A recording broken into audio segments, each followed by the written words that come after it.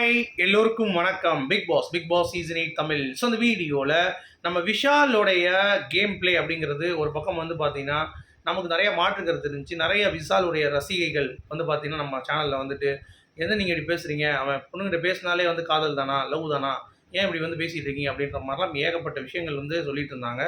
So நான் இதுக்கெல்லாம் ஒரே ஒரு பதில் என்ன அப்படின்னு பார்த்தீங்கன்னா, கண்டிப்பாக வந்து தர்ஷிகாவை அவன் வந்து ஓரளவுக்கு நம்ப வச்சு, சரியா? அதாவது ஃபீலிங்ஸை வந்து நீ காட்டவே வேணாம்னு சொல்லி மூஞ்சில அடித்த மாதிரி பேசிட்டு, அப்பயே அன்ஷிதா உள்ளே தான் இருந்தாங்க. அப்போல்லாம் அன்ஷிதா வந்து விட்டுட்டு, அவங்க போனோடனே அன்ஷிதாவை போய் பிடிச்சி தொங்கிக்கிட்டு, இப்போ கடைசி வரைக்கும் வந்து பார்த்தீங்கன்னா, அன்ஷிதா அதாவது சாரி தேங்க்ஸ் சொல்லியும் வந்து அன்ஷிதா, எங்கே பார்த்தாலும் அன்ஷிதா. ஸோ இப்போ கூட நியூ இயர் விஷ் கூட அன்ஷிதா தான் லேட்டஸ்ட்டாக. அப்படி இருக்கும் பொழுது கண்டிப்பாக வந்து பார்த்தீங்க அப்படின்னா, அந்த தர்ஷிகா அப்படின்ற பொண்ணுக்கு எவ்வளோ வலிச்சிருக்கும் அப்படிங்கிறது நீங்கள் யோசிச்சு இது பார்க்குறீங்களா அப்படிங்கிறது தெரில. ஒரு நல்ல மனுஷனாக தான் நீங்கள் இப்படி செய்ய மாட்டீங்க அப்படிங்கிறது தான். அது மட்டும் இல்லாமல் விஷால் சௌந்தர்யா கூட ஃப்ரெண்டுன்ற பேரில் இப்போ ஒரு கூத்து வந்து பண்ணிகிட்டு இருக்காரு. சரியா, பக்கத்தில் போய் உட்காந்து படுத்துக்கிட்டு ஓட்டை வந்து உரியிறதுக்கான சில விஷயங்கள்லாம் வந்து ஓடிட்டுருக்கு. ஸோ இதெல்லாம் நம்ம எக்ஸ்போஸ் பண்ணோம் அப்படின்னா நம்மள தான் வந்து பார்த்திங்கன்னா பைத்தியக்காரன் அப்படின்ற மாதிரி விஷாலோட ரசிகர்கள் வந்து சொல்லிகிட்டு இருக்காங்க. பட் நான் அதை பற்றி கவலைப்படல. ஏன்னா அவனை மாதிரி ஒரு கேவலமான கேரக்டரை ஒரு வீட்டில் யாராவது இருந்துச்சு அப்படின்னா கண்டிப்பாக நீங்கள் வந்து அதை அக்செப்ட் பண்ணிக்கவே முடியாது அப்படின்றத நீங்கள் புரிந்து கொள்ள வேண்டும். அதுதான் நம்ம சப்ஸ்கிரைபர்ஸ்க்கும் இந்த வீடியோ நான் வந்து பண்ணுறேன். ஸோ என்னன்னு பார்த்தீங்கன்னா, விஷால் வந்து அந்த கேப்டன்சி டாஸ்கில் ஒரு விஷயம் வருது. ஒரு விரலில் வந்து பிடிச்சாரு அப்படின்ற மாதிரி. அப்படி எதுவுமே ரூல்ஸ் கிடையாது. அது வந்து தவறு. ஆக்சுவலாக விஷால் பண்ணது கரெக்டு தானா, அந்த இடத்துல வந்து பார்த்தீங்கன்னா மஞ்சரி கூட இப்படி தான் பிடிச்சிட்டு இருந்தாங்க.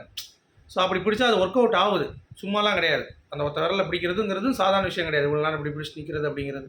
சும்மா கையை தூக்கினாலே உங்களுக்கு கை வந்து பார்த்தீங்கன்னா வின்னு ஆகும், இல்லை மரத்து போயிடும், அது எதாவது ஆகும். ஸோ அப்படி இருக்கும் பொழுது கண்டிப்பாக வந்து பார்த்தீங்கன்னா விஷாலோடைய அந்த டெடிகேஷன் அப்படிங்கிறது பாராட்டணும்.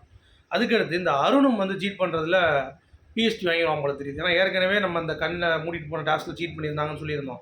இப்போ இந்த இதில் வந்து பார்த்தீங்கன்னா பவித்ராக்கு முன்னாடியே அருண் வந்து பார்த்தீங்கன்னா விட்டாப்பில் அந்த மேலே இருக்க அந்த கையை. அதுக்கடுத்து பவித்ரா வந்து கூப்பிட்டு வச்சு பிக் பாஸ் அப்புறம் சொன்னவொடனே தான் அதுக்கடுத்து பவித்ராக்கு அப்புறம் வந்து அவுட் ஆனாப்பில். ஸோ இந்த மாதிரி நிறைய விஷயங்கள் நடக்குது அப்படிங்கிறது பார்க்க முடியுது. சரி, இப்போது அன்ஷிதா வந்து பார்த்தீங்கன்னா சிம்பிளாக ஒரு போஸ்ட் அழகாக போட்டாங்க. அதாவது விஷால் கூட அடுத்த லெவல் ரிலேஷன்ஷிப்பில் போகிறேன் அப்படின்றத கன்ஃபார்ம் பண்ணிட்டாங்க. நம்ம ஏற்கனவே அதை பற்றி வீடியோ போட்டிருந்தோம். இன்றைக்கி ஒருத்தன் வந்து கமெண்ட்டில் போஸ்ட்டே போட்டிருக்கான். அந்த போஸ்ட்டில் வந்து பார்த்தீங்கன்னா, உங்களுக்கும் விஷாலுக்கும் நடக்கக்கூடிய அந்த ஒரு விஷயம் எங்களுக்கு வந்து ரொம்ப பிடிச்சிருக்கு. ஸோ உங்கள் 2 பேரும் பாண்ட் ரொம்ப க்யூட்டாக இருக்குது பார்க்குறதுக்கு.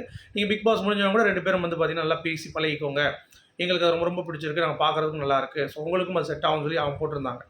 அதுக்கேற்ற மாதிரி அன்ஷிதா வந்து பார்த்தீங்கன்னா அதுக்கு வந்து ரிப்ளை வந்து பண்ணியிருந்தாங்க. இப்போது அது ஓகே, சரி ஓகே, அது வந்து அவங்களுக்குள்ள ஒரு அண்டர்ஸ்டாண்டிங் வந்துருச்சுன்னு சொல்லி நம்ம வச்சுக்கலாம். சரியா? ஆனால் இவன் சொல்லும்போது எவ்வளோ மூர்க்கத்தனமான ஒரு நபராக இருப்பான் பாருங்கள் இந்த விஷால். எல்லாத்தையும் சொல்கிறான். அந்த மாதிரி நான் வந்து இந்த வீட்டில் இருந்து வீட் சொல்கிறேன், ஜெஃப்ரியாக இருக்கட்டும், அப்புறம் வந்து நம்ம சாச்சனாவாக இருக்கட்டும், அப்புறம் அன்ஷியாக இருக்கட்டும், எல்லாத்துக்கும் வந்து நியூ இயர் வாழ்த்துக்கள் அப்படி இப்படின்னு சொல்லிட்டு இருக்கான். அப்போ வந்து பின்னாடி ராணவ் வந்து தர்ஷிகா சொல்கிறான் அப்படின்றான். உடனே அவன் வந்து ஆமாம் தர்ஷிகா அப்படின்ற மாதிரி வந்து சொல்கிறான்.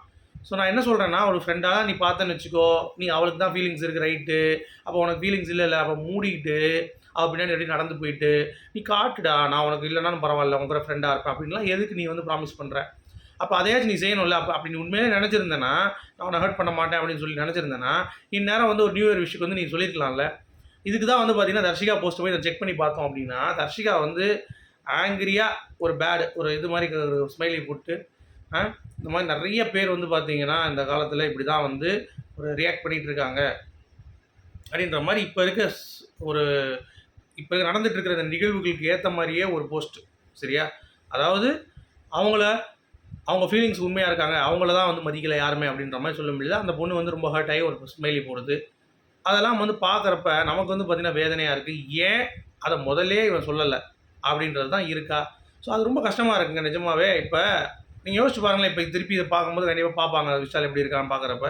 இந்த மாதிரி அன்ஷி அப்படிலாம் சொல்ல முடியுது. ப்ளஸ் அவங்களோட பேர் சொல்ல கூட அவங்க சந்தோஷப்படுவாங்க. சரி ஓகே அப்படின்னு சொல்லிட்டு அவங்க பேரை கூட நீ மறக்கிற அப்படின்னா அப்போ எந்த லெவலில் நீ இருக்க? எவ்வளோ கேவலம் தெரியுமா அது? கேவலத்தின் உச்சம்.